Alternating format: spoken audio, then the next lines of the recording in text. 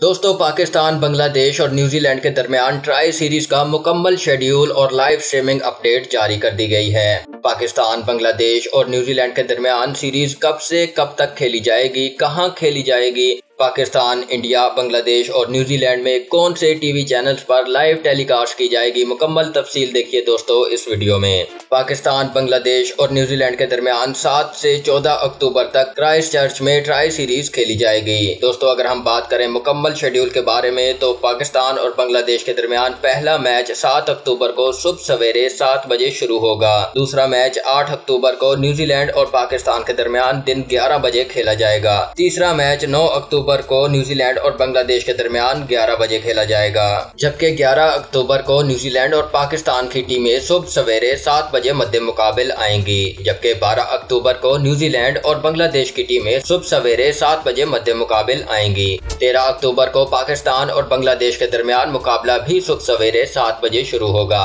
जबकि T20 tri series का final match 14 अक्टूबर को सुबह सवेरे 7 बजे खेला जाएगा।